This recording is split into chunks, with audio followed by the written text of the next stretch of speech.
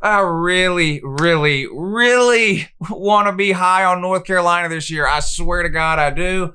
They were such a good story last year, right? Mack Brown coming back. Of course, he had been there years before, left, went to Texas, wins the national title, goes to work for TV for a while. People sort of assumed he was done with coaching. North Carolina dusts him off, brings him back out of retirement for last season.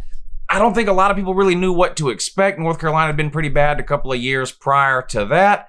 They come out with a couple of big wins early in the season. Sam Howell, freshman QB, plays amazing. The defense plays okay. They ended up with some good running backs and wide receivers. People are like, oh my God, Mack Brown might know what he's doing. And they ended up 6-6 in the regular season. Now 7-6 after a bowl win. But I really want to be high on North Carolina. And I do. Listen, North Carolina might be the second best team in the ACC. But how good is that really? I don't know. We're going to try to find out in today's video when I give you a preview and a game-by-game prediction for the 2020 North Carolina Tar Heels.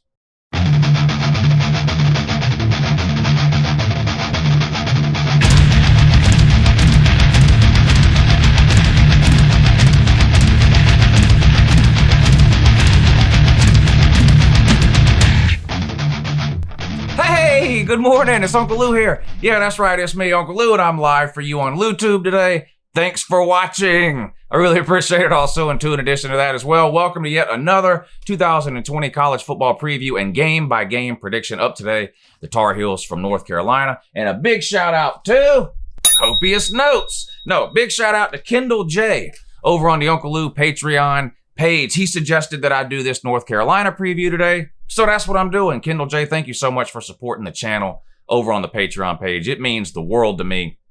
All of you that have chosen to do that over on the Patreon page, I can't tell you how much it means to me.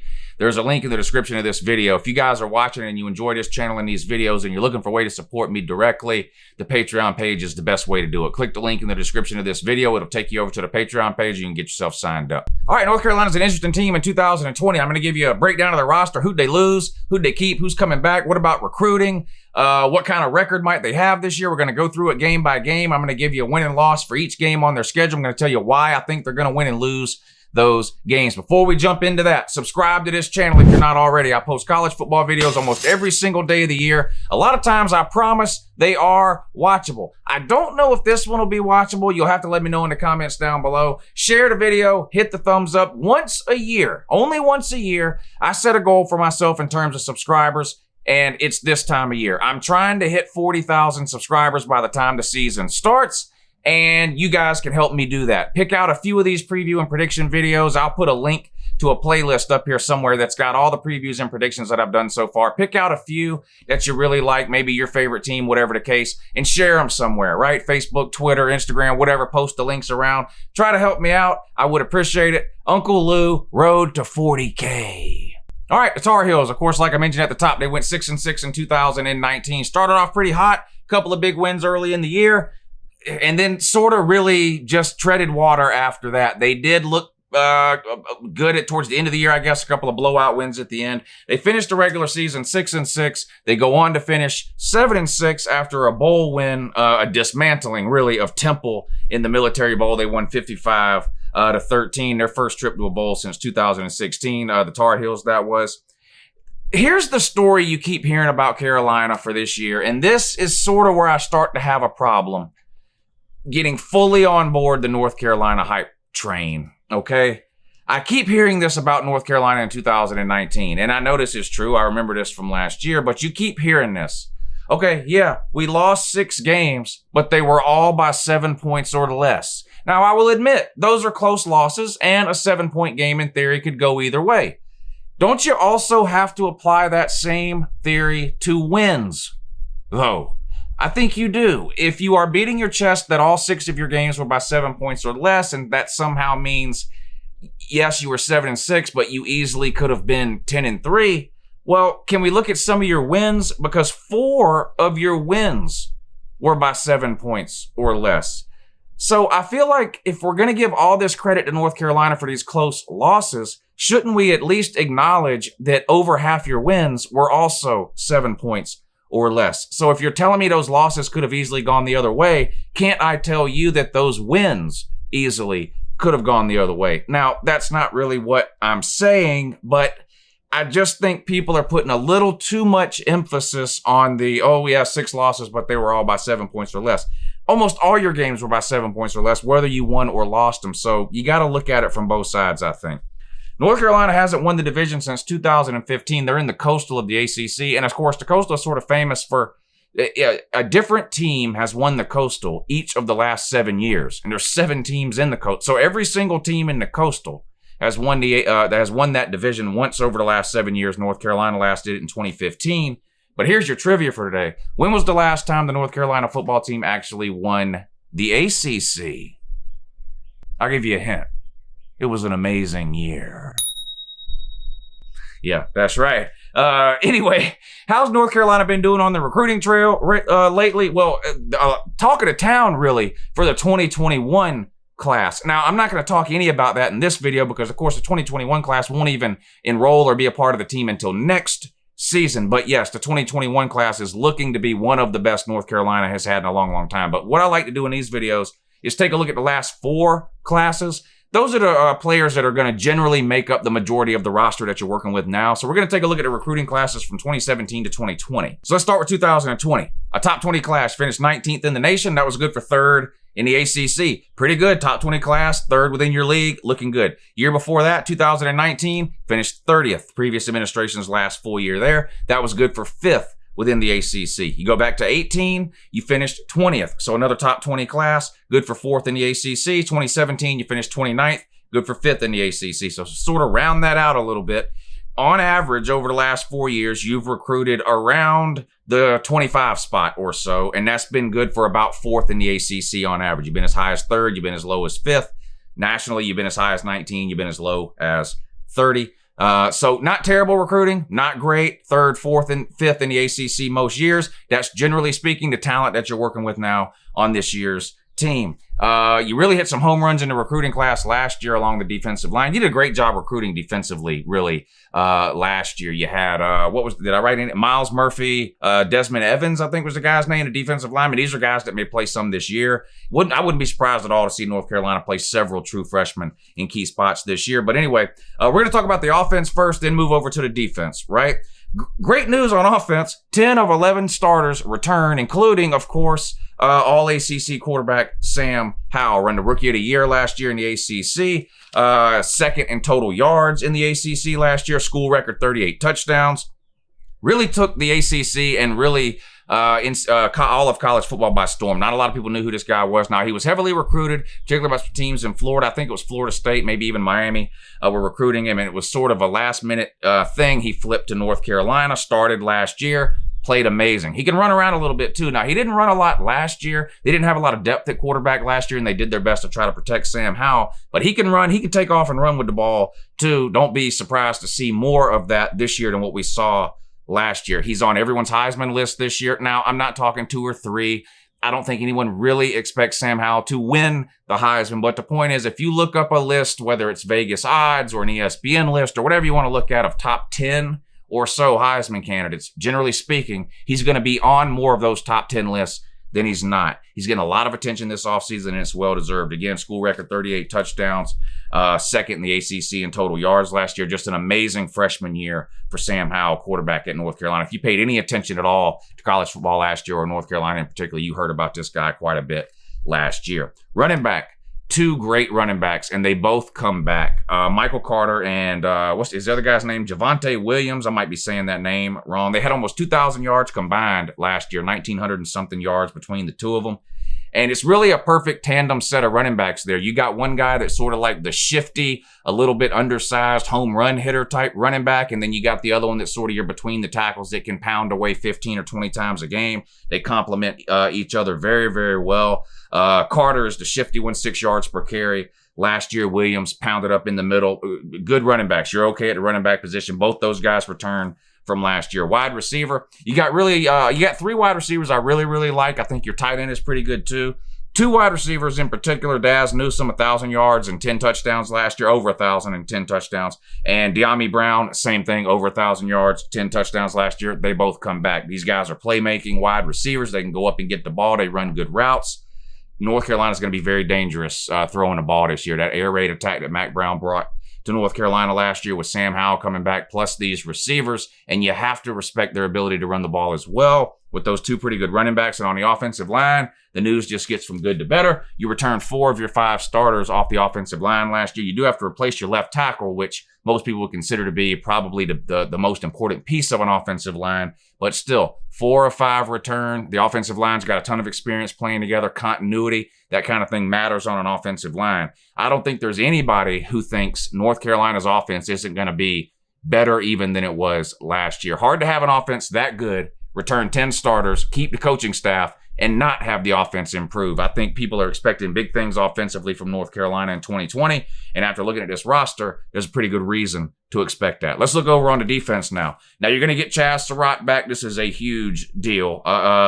This is a good story, too. This guy was a quarterback? Unbelievable. You recruit this guy at quarterback, he's not going to get on the field clearly because of Sam Howell. You move him to linebacker, all he does is go out and make first-team All-ACC. So a good story there. He's back. He'll be a senior this year. He led the team in tackles last year. The second leading tackler on your team, also a linebacker, Jeremiah, is it Jamel or Gimmel? He's back too. He started all 13 games last year, second in tackles behind Surratt, like I mentioned. So you're good to go in the middle of your defense in terms of linebackers. The defensive line is where you need to see some improvement, I think, over last year. You got to get better rushing the passer without question. This is something Mack Brown has spent a lot of time talking about in the offseason, trying to develop more of a pass rush. You lose 2 guys off that line, but you really didn't have any dominant players on the line last year, so you played quite a bit of players. So you've got some experienced players there. You lose the 2 starters. Some very talented underclassmen are going to be ready to step in. You got that Toman Fox sort of at the defensive end, outside linebacker position. He had 6.5 sacks last year as kind of your edge rusher. So you do get him back. I mentioned that freshman that came in the recruiting class, Desmond Evans. He's probably going to play a lot this year too.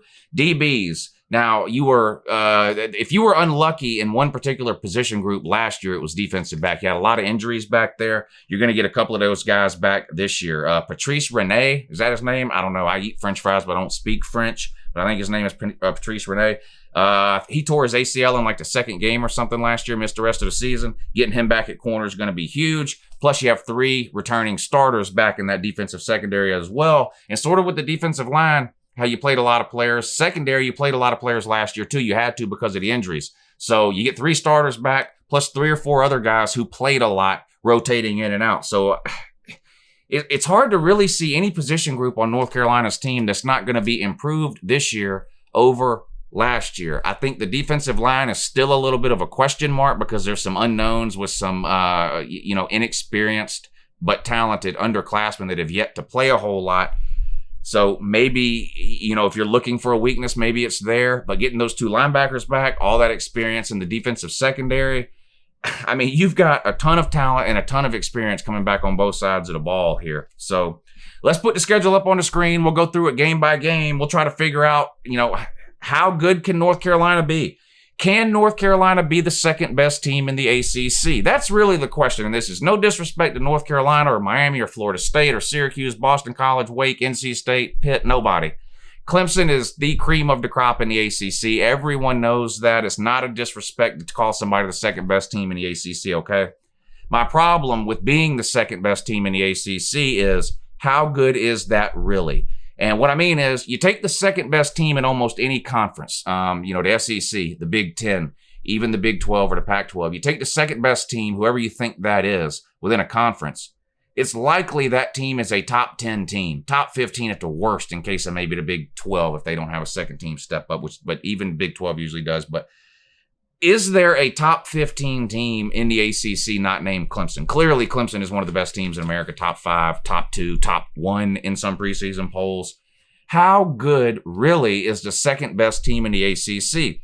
We found out last year the second best team in the ACC really wasn't all that good. Clemson, I believe, was the only ACC team that finished ranked last year after some bad bowl losses. Did North Carolina finish? No, North Carolina didn't finish ranked. So, you're going to have some teams in the ACC that get to 8, 9, maybe even 10 wins. How good are they really? Because they're beating a lot of not very good teams to get to that 7, 8, 9, 10 win mark. So, but anyway, let's sort of just go through this schedule here. We'll try to figure out, can they get to 10 wins? Can they, 11 and 1, whatever. I don't know what North Carolina fans, I don't know what is sort of like the ceiling. What are you thinking if you're a North Carolina fan? Let's go through the schedule and we'll see what I can come up with here. And I'm going to admit off the top, this was a hard one for me to do because the ACC, in my opinion, is so hard to judge. What is the difference between Wake Forest, NC State, Pitt, Syracuse, Boston College, North Carolina, and Duke, and Miami, and Florida State?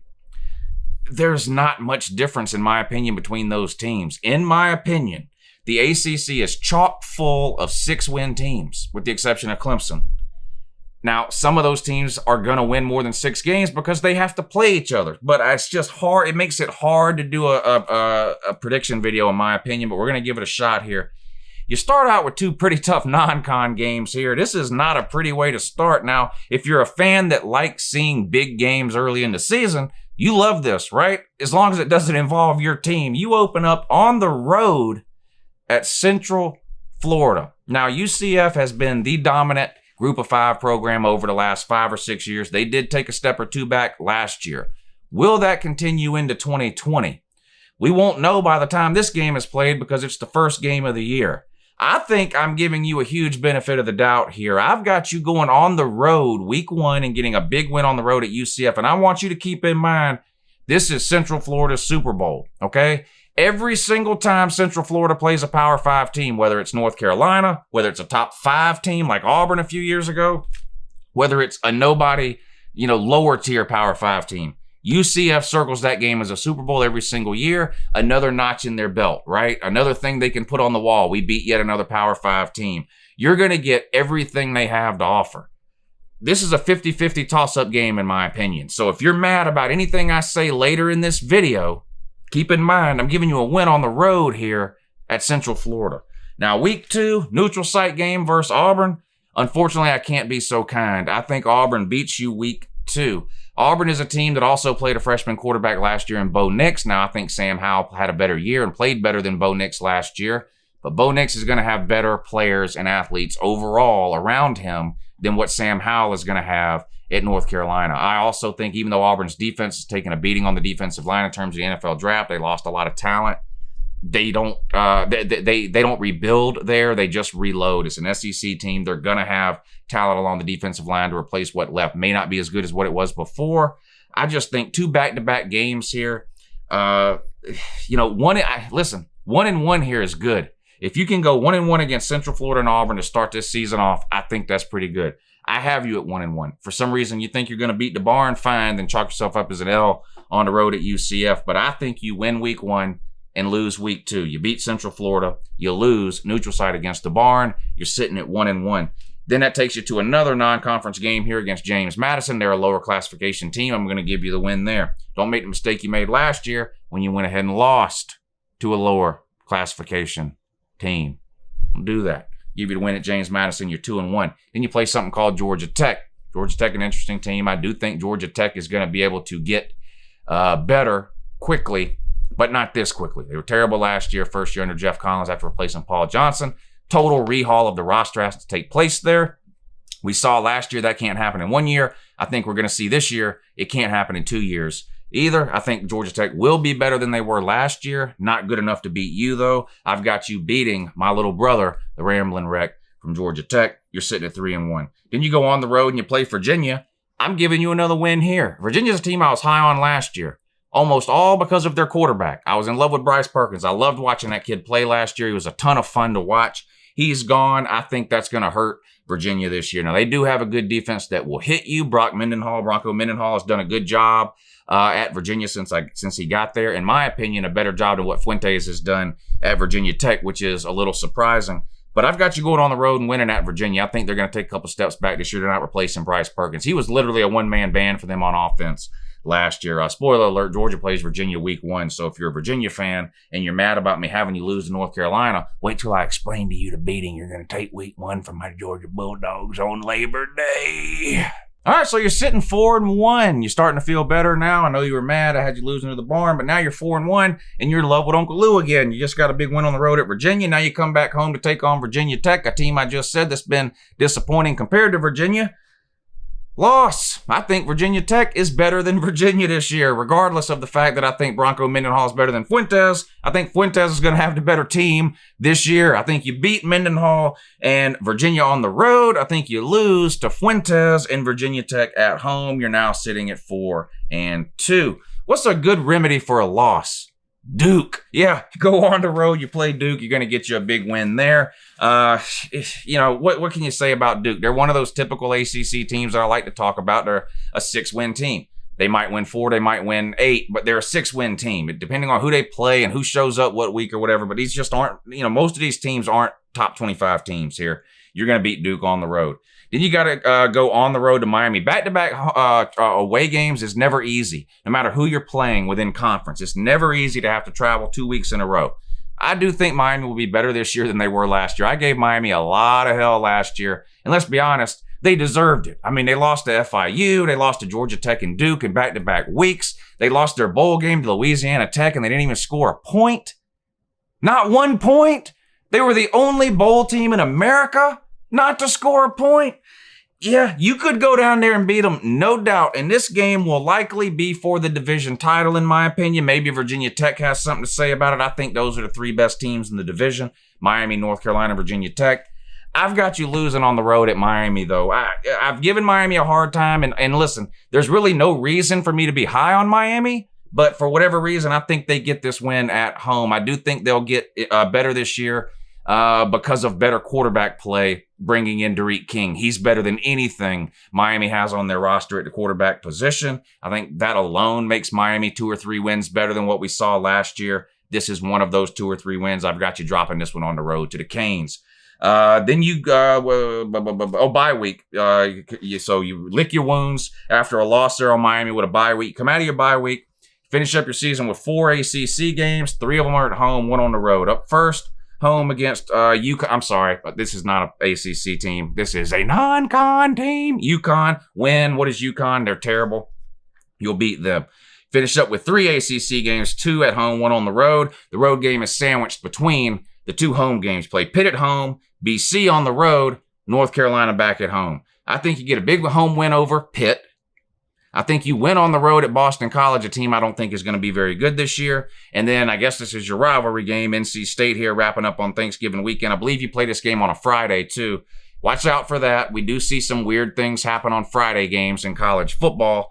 It's usually to the road team. You get them at home. I think you're a better team than them. I've got you winning your last 4 games of the season coming out of your bye week. That finishes you up at 9-3. Now, listen. I know there are a lot of North Carolina fans, and honestly, there's a lot of just college football fans who think North Carolina can get to 10-2, maybe even 11-1 if everything were to go right. And I will agree, when you sit down and you start to look at North Carolina's roster, it happened to me today, and you see everything that's coming back, 10 starters on offense, getting everybody back from injury on defense, getting Surratt at linebacker for his senior year after leading the league and leading the team in tackles last year and getting the other linebacker back. The recruiting along the defensive line that could help you this year. There is reason to be optimistic and excited if you're a North Carolina fan. I'm just having a hard time buying into the hype that there's really any team within the ACC that is actually good enough to get to 10 or 11 wins other than Clemson. I just don't think there's a team that can be good enough, consistently enough from week to week to get to 10, 11 wins other than the Clemson Tigers. I just don't see it within the ACC. I've got no hate at all for North Carolina. And 9-3 would still be a much better season than you had last year. Remember, the season started great with those 2 early wins, went sort of haywire in the middle, and then you finished up with 2 blowout wins against terrible teams.